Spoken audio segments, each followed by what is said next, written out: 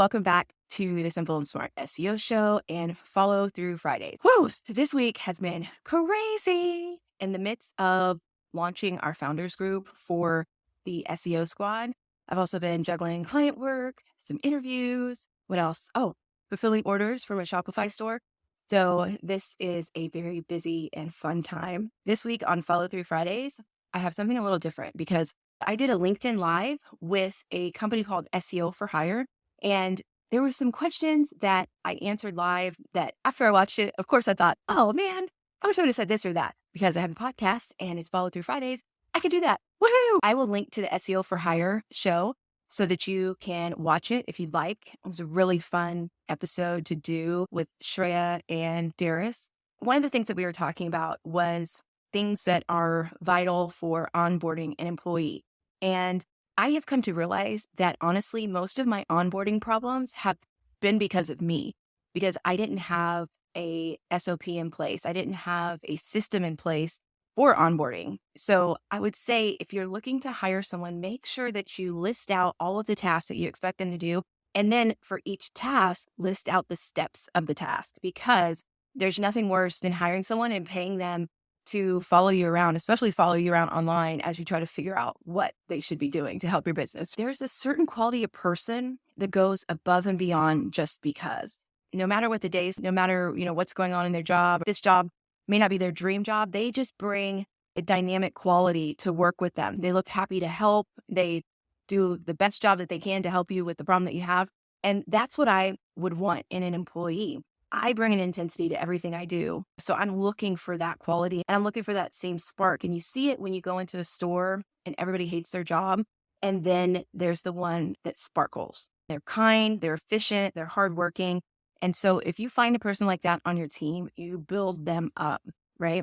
And then another thing that I would want to look for and talk about is if you've got a culture of people that have bought in. This reminds me of the volleyball team that I coach. If you've got a culture that people buy into, then you've also laid out the ground rules. So the expectations are clear. And when you have to do some form of discipline, it's like we're checking things off by this list and we're assessing your work and your performance by this list of expectations. And so when you have the conversation with someone, there's already a consensus where people know, okay, I did not meet this standard. The conversation just is easier. An example would be like, hey, you remember what we agreed to about being late? That you wouldn't be late. We had this conversation when you're hired and this is the expectation. We need you to meet it. And then if they don't meet it, then that you should also know what happens next. And I think that having that conversation is important because even though there are boundaries between business and life, sometimes as a leader, you have to understand where they overlap and it gets a little messy. And in those particular situations, a little empathy goes a long way. And one of the best pieces of advice that I heard on our podcast was that you have to give people the dignity of their own choices. And so as a leader, I think that's really important because we've been there, done that. And so we want to solve problems for everybody else. I think it's like that with parenting too. If you see your kid making choices that are not going to have the best outcome for them, we want to solve it for them. We want to do their homework problem for them or whatever.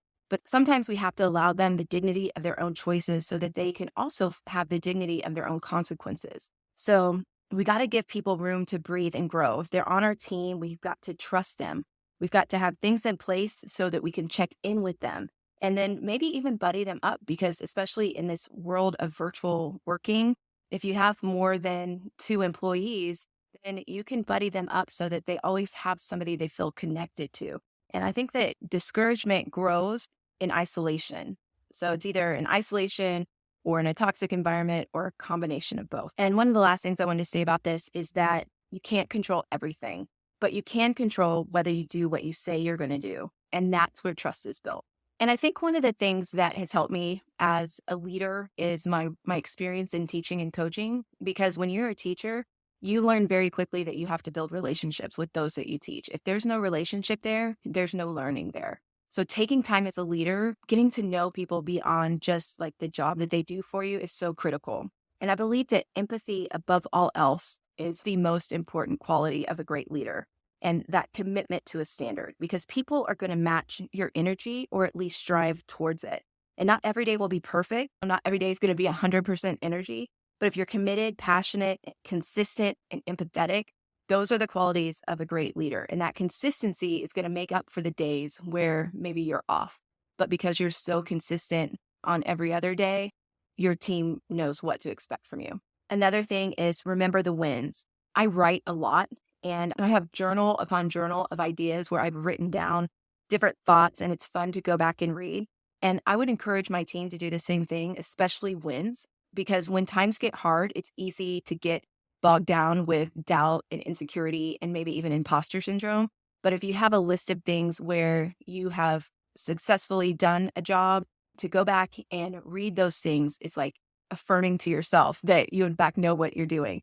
So I'd encourage that process of self-reflection for any leader and their team members. So having said all that, I appreciate you listening to this reflection of my conversation with SEO for Hire and just some of the thoughts and ideas that I had regarding leadership after I, watched the video, and I thought, what else could I add to that, or what else would I have added? And I want to invite you to the upcoming SEO challenge that we're having. It's a 3-day Supercharger SEO challenge. It starts at the end of February, and you can sign up now. You just have to go to 3daychallenge.com/SEO, and 3 is written out THREE. So that's 3daychallenge.com/SEO. And if you haven't left a review for the podcast, would you do that for me? And even if it's just a simple rating, that's perfect too. And I'll see you next time for another awesome episode of the Simple and Smart SEO Show podcast. And remember, keep moving forward. Every day is a new day to get a win.